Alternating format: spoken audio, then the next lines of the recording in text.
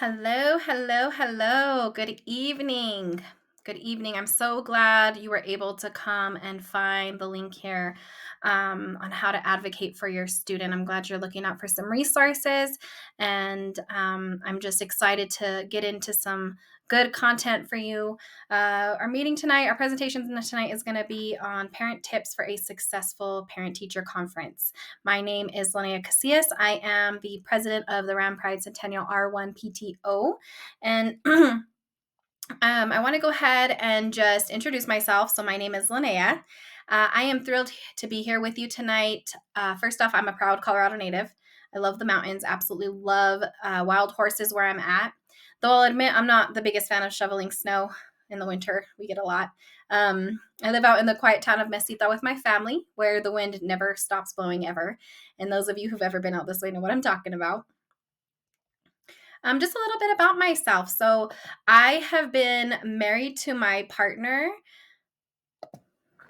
So, we have got three boys. So, let's just say I'm very familiar with controlled chaos. One of my boys is autistic, and being his mom has taught me more than any parenting book could have. Because of him, I've really grown as a parent. I've really had to find strength inside that I didn't know I had. And I'm so fortunate in Colorado, we have some really great resources. And I've been a parent CNA with NTSOC for 9 years. And yes, I'm basically a professional superhero at this point. And as if that's not enough, I've been a pharmacy technician for 14 years. So I can be your go to from anything from Tylenol to advice when you're picking up your prescription. My spouse and I also run two small businesses together because apparently we love a challenge. And recently, I somehow got voted as president of our school's brand new parent teacher organization. I guess no one told me that, PTO president means person who does all things. But here I am. Tonight, we're going to talk about how to advocate for your child at parent teacher conferences without needing any caffeine and an IV. I'm excited to share some tips that have worked for me and hopefully make this process a little easier for you all. So let's go ahead and get started. I want to start with a question. How many of you listening have ever left a parent teacher conference feeling more confused or frustrated than when you arrived? Well, guess what? You are not alone if you have. I have been that parent in my journey through the school system, but I'm here today to support you any way I can. And the goal is at the end of this presentation, you feel empowered to advocate for your child's needs in our school community, whether or not they have any type of learning disability, any type of special needs disability, or just a neurotypical child just trying to get through life, trying to grow up, and trying to figure out how to move through it. That is my goal at the end of this presentation. So let's go ahead and jump in. Why parent-teacher conferences matter. This is a standard part of the school's way that they build strong partnerships between the parent and teacher. So, if you ever get a notice or a text or a phone call or an email from a teacher, the best thing I can suggest is don't fret, don't get nervous, don't worry. Communication is always a positive thing, right? I would say just kind of let those nerves kind of go down a little bit. Stay kind of confident in what you're about to hear. And as parents, we also have a right to request a meeting with the teacher if there are ever any questions or any concerns about what the child's experiencing, what they're learning. Communication is always a positive thing. So if you need to reach out to the school, don't feel like, is it right? Is it wrong? Can I do that? Of course you can. This is your child we're talking about. We just want to build that partnership with the school as best as we can. Parent-teacher conferences really are crucial for understanding your child's academic and social progress, right? So active involvement helps you catch any issues before they become, let's just say, science experiments gone wrong, right? Some other type of meetings that you may be having at school if you are in the special education community. I'm going to go over a couple different things. So we have IEPs, FBAs, BIPs, and 504 plan. And I'm sure there might be more than just this. I am just expressing what I have experienced in the school. So first off is IEPs. That's an individualized education program. Now, that IEP is going to be that written document and process that describes a child's special education needs. Parents and guardians are an important part of that process and are entitled to attend meetings, to ask questions, and advocate for their child. If your child does have some type of learning disability or some type of disability, there are 13 diagnoses that actually qualify a child for an IEP. So that's something that's good to know. And moving right into an FBA. So an FBA is a functional behavior assessment. Now, any type of assessments or evaluations that they do at the school, you as a parent have got to be informed and you've got to give consent. So they can't just do this without your permission. For an FBA, we're looking more for certain students that are really struggling with just certain types of behaviors that are really not helping them learn academically, or helping them hit those milestones. So BIPs, which we'll go over here in a second, which is a behavioral intervention plan, those are developed for a student based on the results of a functional behavior assessment. Those identifies the cause of the challenging behavior, and the BIP specifies actions to take to improve or replace that behavior. So those are some other types of meetings that you might be involved in. If you're dealing with certain things. And something to know is your child does not need to have an IEP to ever experience an FBA or a BIP. So those can also be used separately or consecutively in queue with the IEP or without it. Now, those behavioral intervention plans, those can be requested by a parent, school counselor, or teachers. Now, any child can receive a BIP, like I said, if they don't have the IEP or a 504 plan. Now, that BIP is a written plan that helps a child learn to behave responsibly and be socially appropriate in school.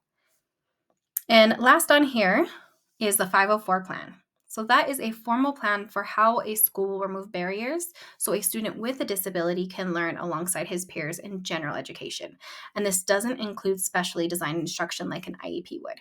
So let's just say maybe your child has a disability, learning disability, any other type of diagnosis that doesn't qualify him for an IEP. You can still utilize a 504 plan.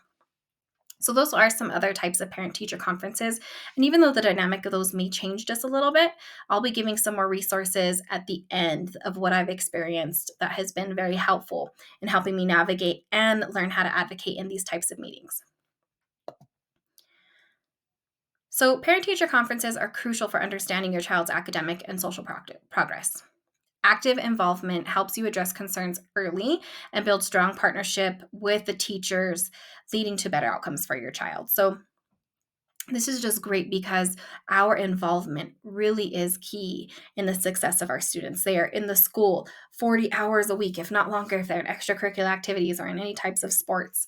It's going to take up a lot of their time. And so when we involve ourselves in their world, it's pretty amazing how the teachers feel supported and our children do better. So I would say for this parent-teacher conference, preparation for this is going to be key. A couple things you're going to want to do is review your child's recent grades. Maybe brace yourself if you have a teenager like I do. Go through them, go through their assignments, go through, if they have a parent portal for their assignments, definitely go through their grades, look at their assignments, see what they're doing. Next, you're going to ask your child if there's anything that they would like you to address. Go in there, ask them, is there anything you want? And cue the silence or the, oh, it's good, I'm fine. Really got to press in to try and get some of that, draw it out of your child, and try and bring it out of them. But write down any questions. Maybe an exit strategy. Just kidding.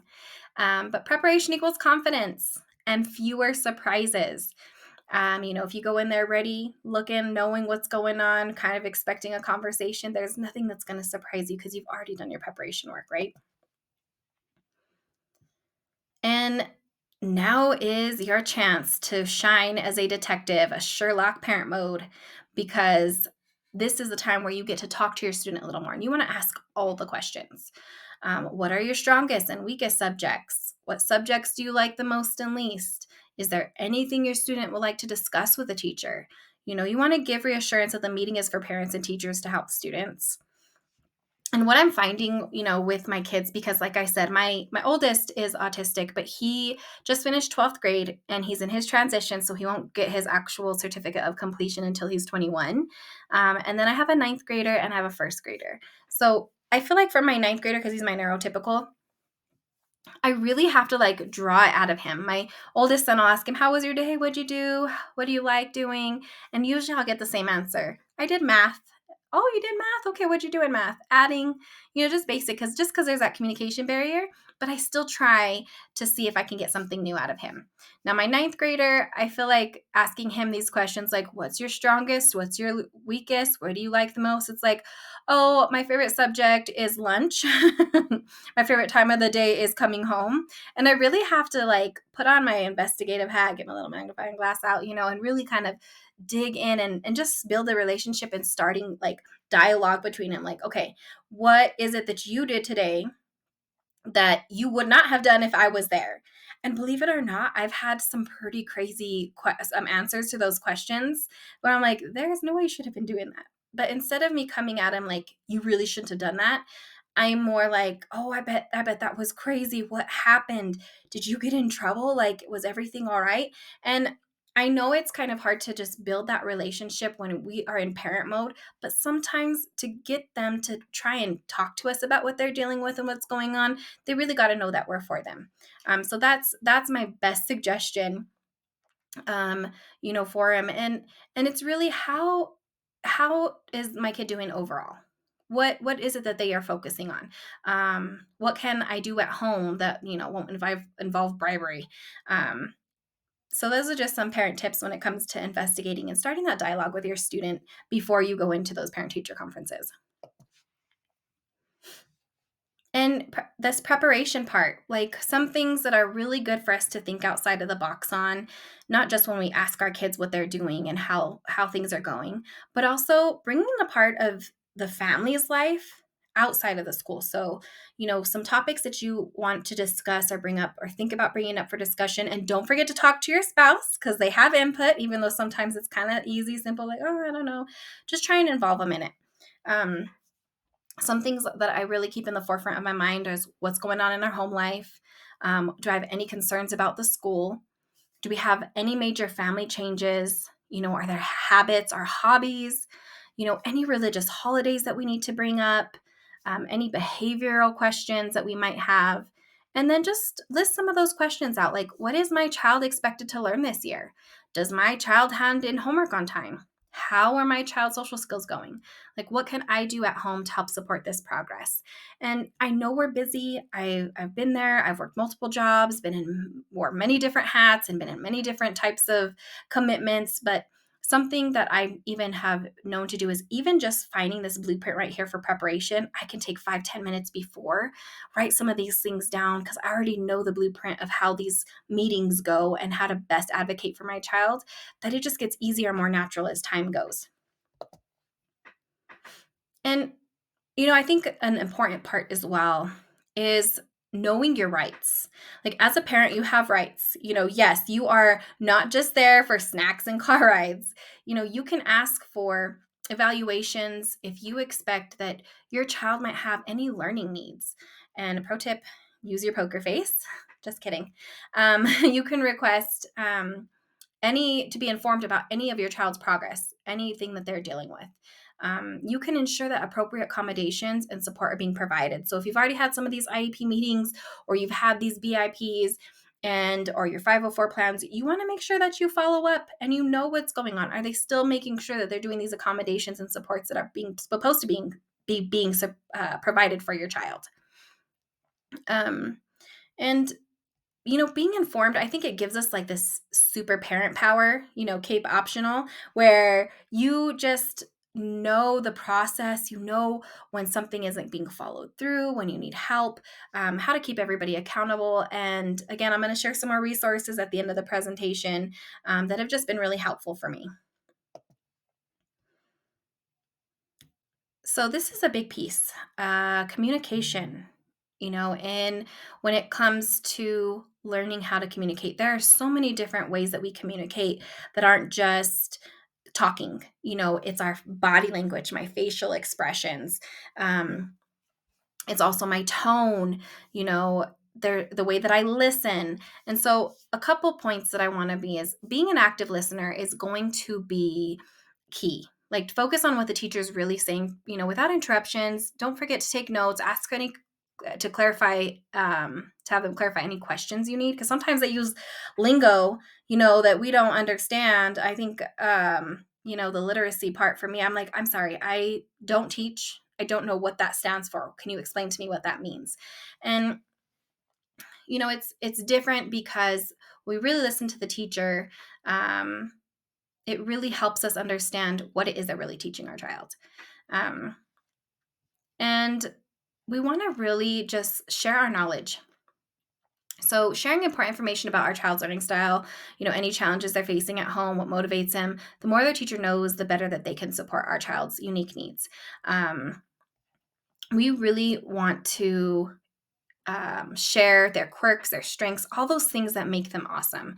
We really want to help the teachers see their hidden talents, even if it's ninja level snack hoarding. And also be focused on solutions.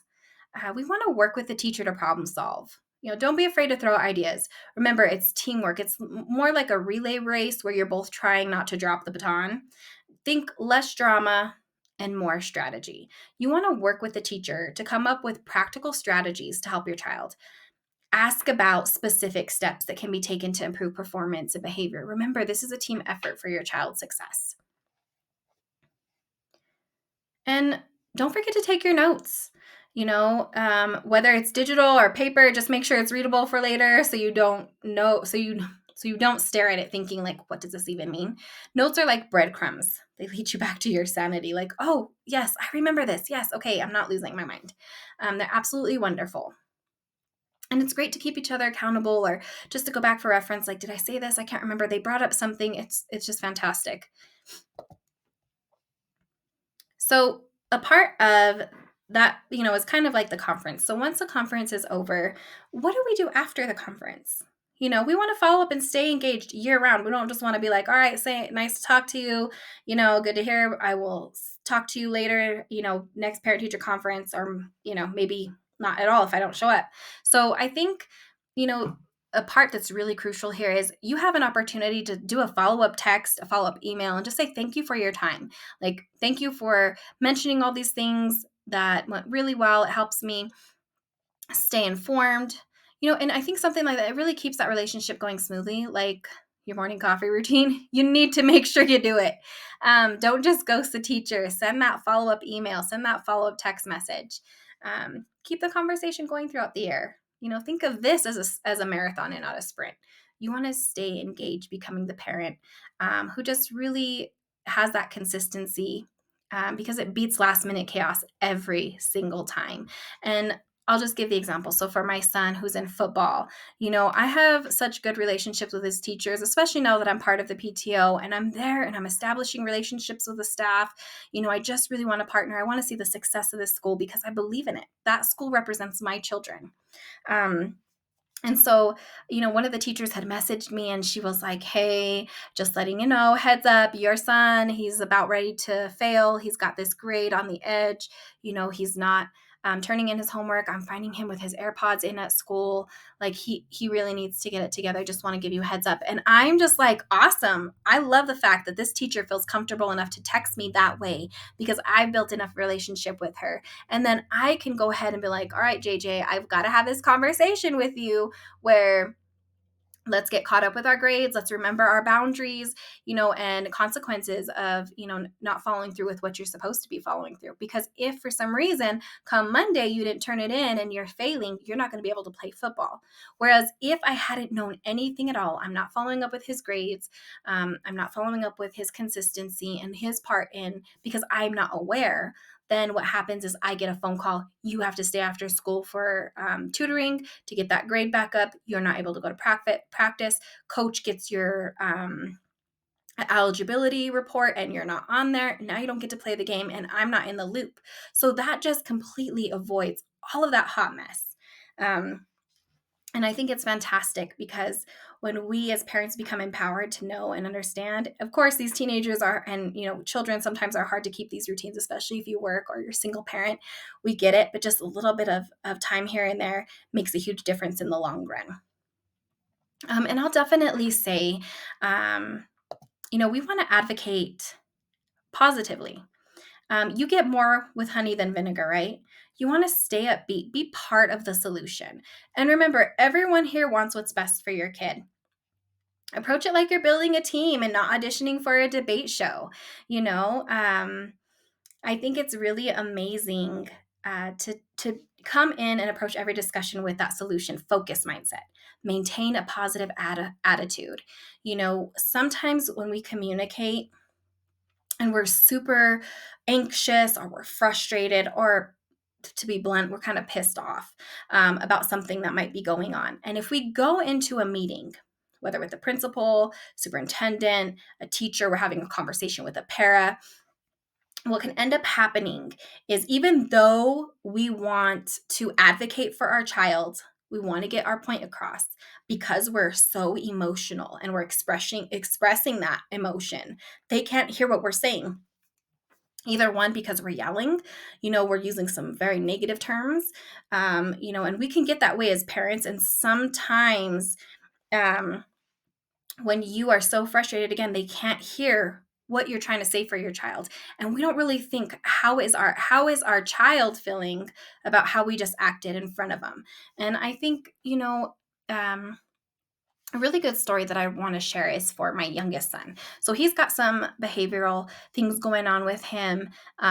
He is adopted, and we knew that some things were happening with him developmentally because of his particular situation. But when he first started school in kindergarten, the place we moved to, they just didn't have a lot of exposure to the special needs community, and really a lot of the resources on how to handle some of these conflicts within dealing with a child that might have some needs, or even looking into, hey, I think we might need some accommodations because I'm suspecting something, and it was really hard for Michael for his pre-K. The team did the best they could, but I believe that it took a lot. It took a lot for us to really try and pull things together within all the resources that we had available. But one thing that I was big on is, every time he would have a hard day, they would call me to pick him up. I'm not going to pick him up. You guys have got to teach him how to handle these situations. If he's having a meltdown, if he's acting, what do we need to do? And I called meetings and got an advocate, a specific advocate, which you can do in the state. You can get somebody to mediate for you. It doesn't even have to be a professional. It can be, if you're a little timid talking and you have a cousin or an aunt or a friend or a teacher, or you have your parents, you can have anybody come in there and kind of mediate and talk in a conference with you, for you. And long term, with Michael for the last couple of years now, he's going into first grade. And I have to say, we had a little bit of a rocky year last year, but it was so much better than his pre-K. And now that he's in first grade, I am so excited to hear what the team has to say, the way that they are approaching it positively. We're looking at it solution focused. We're not sitting here pointing fingers or being negative or calling anybody out. We are working together. And let me tell you, that child is just in summer to now that he's in first grade, he is growing and maturing. And yes, there's still challenges. And yes, he's still early in on his education. We still have quite a ways to go, but I feel so much more successful and even empowered and just excited for Michael, for what he's got coming forward, because I'm his mom. I know him on another level, but working with the school. And I think that positive advocacy that we can do as parents, it just is so great for our child. And so I just encourage you, if you really are in a place where, you're struggling, learn some things. Look up how to advocate positively. What are some things that I can learn? If my child is dealing with something going on, use Chat GPT. That's a great resource. You got all this generative ID and advanced technologies that you can use to your advantage. And trying to grasp some of these skills. And actually, it's a really good tool. If, let's say, you got a situation and you are overly frustrated and you need to send an email to somebody or a text message, and you're pissed, to say the least. You are upset. You are ready to go in there and raise hell, and you don't want to make a fool of yourself. Pull up Chat GPT, or any of the other um, generative AI assistants that apps that are out there, and just type in, you know, Chat GPT, you are a professional mediator. You are great in being solution minded, and then put, I am a parent who is dealing with this situation and I'm frustrated because this, that, or the other. Write me an email that expresses what I need, this, or that, or the other. And then just see what it formulates. And let me tell you what, it helps. It's amazing. It really does help kind of, and you can edit and of course do all these things, but it really helps you get focused in, I want to advocate for my child. I don't want them to not hear what I'm trying to say. I would love an apology, but I need to be solution focused. We've got to get this done the right way. And don't stop fighting for your child. You are their greatest advocate.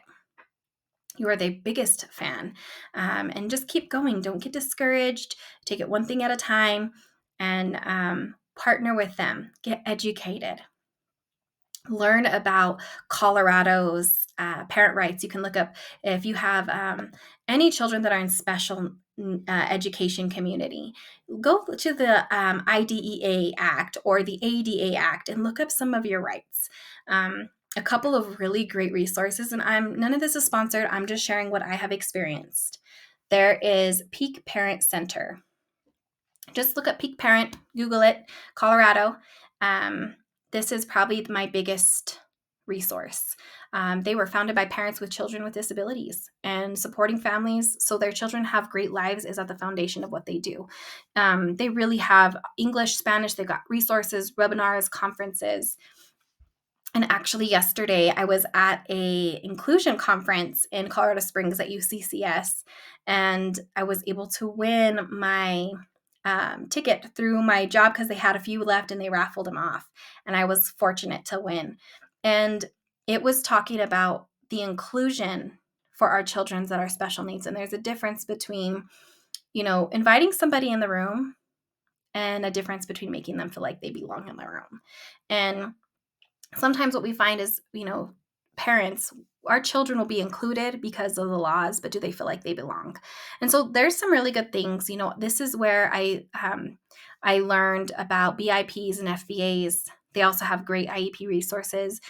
Check it out, see what they have. And this is where, learn about the conferences. They have scholarships sometimes and giveaways. This is how I have learned what I know. And I don't know it all. I still have so much I can learn. But my best advice is going to be, get out there, try and get some of these skills and acquire them. Another one that was absolutely phenomenal is Parents Encouraging Parents. Now it is September 12th. They do have a conference coming up in October. They do have scholarships. Sometimes they will pay for your room to have for a night. But this place is an exceptional student service unit.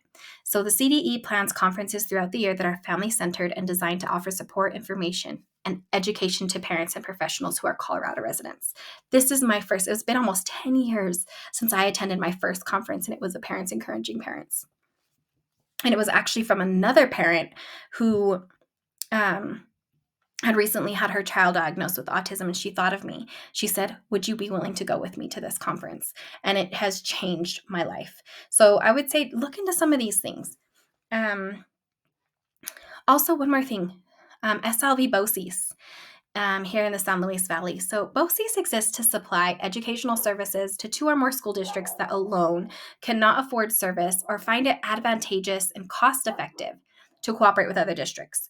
And these services represent a financial commitment that is best met by several districts sharing costs and programs. So within the area that we are at, right, Alamosa is kind of like the hub because it's just got so much more resources, it's a little bit bigger, a little bit more economic, because we're so spread out. You got La Jara, you have Blanca, you have Fort Garland, Manassas, Sanford, and then Centennial. We have all these small schools. So what they've done is collectively they have learned how to help get services for that financial commitment to be able to provide therapies, counseling, without not being able to let each individual district not be able to afford this. So in a way, it's absolutely fantastic. It's kind of good to know who does what when it comes to our school system, and if they have BOCES out here. It's just great to get educated. And again, I don't know it all, but this is just some tools that has really helped me in my journey in learning to advocate for my child and be bold enough. The last thing I want to share is a situation I had with my youngest, and it didn't happen at Centennial School District. I haven't experienced anything to this level at this school. So we do have a great school, and every school's going to have something going on. They're not perfect. One school's going to have more this, that, or the other. Either way, it's a struggle because we have people trying to take care of so many children, and they have pressure on them from the state requirements to get so much done. And so us as parents, when we believe that it's not, education doesn't just happen at the school, it also happens at home, and we're able to partner, it just really helps make it more successful for our children, because life is already hard, right? But let's try and get through school. If you can get through school, you can do anything. But my son was my oldest. When he was in second grade, we were at a certain school, and this is when I first, he was small. He was like 8 or 9, and I remember getting papers sent home at the beginning of the year from his SPED teacher, special education teacher. And on the paper, it had said, basic classroom rules and things. You're going to need to sign this form. What I'm going to do is, if your child is not listening, I'm going to, take away, not recess, I'm going to take away snack as a form of a consequence. And at this time, I was thinking, oh my gosh, like, I'm not making a lot of money. My kid eats breakfast. He has snack and lunch at school. I give him dinner. So if he doesn't get snack, and if he's not hungry, doesn't eat lunch, he's going to be starving by the time he gets home in the evening. And I just remember thinking, this just doesn't sound right for the special education teacher to do this. Now, I, at that time, knew who the principal was. So I was comfortable enough to call and reach out to her. Like, she was my first grade teacher. And, I talked to her and she said, I remember you. Oh, awesome. Can I talk to you about something that I'm kind of concerned about? This teacher said that she'll take away snack as a consequence for my son. And she said, that she finds the kids listen better because food is a great reward or an incentive. And she said, oh, I'm so sorry. I've already talked to her. She is not supposed to do that. I'm like, well, what am I supposed to do? She said, well, don't sign the paper. Go in there and talk to her. So I called the teacher and I was like, hey, I'm not going to sign that paper. I talked to the principal. I don't agree with this. She said, okay, well, just come in. I still need you to sign the form. We'll just take that part out. And I remember her being like nervous, like, what is it going to be like? Is she going to make me feel bad? But I found she was really patient, but I was just thinking about the other kids whose parents didn't sign the paper, And I think this is a crucial part. That same year, same teacher, they had a field trip to the zoo. And I said, oh, when is he going to go? Because I heard from other parents it was happening. I hadn't received a permission slip, so I called. Oh, we're not going to be able to send them because we don't have a para. And I said, excuse me, my son needs to go to the zoo with his class. So I called the principal again. She's supposed to, he has access to do any of these activities. She's going to have to figure it out. So I called the teacher back. And I think at this point I was really like, oh my gosh, I can't believe I'm having this conversation with this teacher. And I said, he needs to go on this field trip with his class. And I remember her saying, well, we don't have enough assistants that can go. And I said, I can understand how that can be an issue, but I need you to figure this out. If he needs a para with him, he's going to need to go with his class. She said, well, I can try and do that, but he's going to have to ride up with you. And I said, that's not fair. I don't want my son, and I don't know how he's going to interpret this situation. I don't want my son behind his school bus in the car with his mom and dad, wondering why he can't be with his class. I told her, it just doesn't seem fair. I want him to have the same experience as everybody else in the classroom. And I said, so you're going to need to get a para that can ride the bus with him. I'm going to follow up with him. Now at this point, I'm thinking, my gosh, do I need to really see how they're interacting with my child? And so just out of curiosity, of what is happening, I just said, we're going to go. And let me tell you what, there's nothing more rewarding. They got the para. He was able to ride the bus. in my heart, I'm sitting here so excited for my son. And I knew the parents were upset. Maybe the parent didn't like it. I don't care. I'm driving up following this bus, and I see this bus full of all these kids, and I know they're probably loud and they're driving the teachers crazy, but they are having memories that they'll never forget. And I wanted that experience for my son. And so I learned very early on that my son can't speak up for himself. And I've got to be that for him. But even outside of a child who is maybe atypical, doesn't have any special needs, our children are learning how to advocate for themselves. And sometimes they don't. And sometimes they're taught that they have to do everything that they're told. And sometimes that can be hurtful. If we're not involved, there's just a lot of things that we as parents have got to be able to be there in the forefront. We've got to build trust with these teachers. They're with our kids. And if something is a red flag or something doesn't make sense, or you question it, question it, question it, question it. Do not be afraid. You need to be bold enough to ask those questions. Be bold enough to come up with solutions because your child matters. Thank you so much for just taking time. If you are interested, we would love to have you to join the PTO. We are our own 501c3. We're independent from the school. We are a charitable organization solely for the support of our community, school community. Join us. There are other empowered parents who are getting involved with the success of our students and teachers. And right now we have about 26 members and just a handful of those who are actually active, but we're still believing that we just started. Give it some time. We're going to grow. We're going to create more fun events. We're going to bring more resources like this to our community. Come get to know the staff. Let's create new friendships and support groups within our small community. We'd love to have you. If you have any questions, feel free to reach out to me. You can always look us up on Facebook, Ram Pride Centennial R1 PTO. We are that parent committee. You can always email me as well. It's pres.rampride@gmail. If you have any questions, you want to get involved, I'd be more than willing to take time. You are, at the end of the day, your child's best advocate. And even if you're not a parent and you're a guardian, you could be grandparents, you could be aunts, uncles, you could be siblings. Remember that no one knows them better than you. Your involvement, communication, and advocacy are critical to their success at school and just in life. So I just want to thank you for being an engaged and proactive parent, taking time to listen to this presentation. I really hope that it helped you. I just want to say thank you so much. If you do, again, have any questions, feel free to reach out. I wish you the best on this parent journey that you have through the school system. Take care.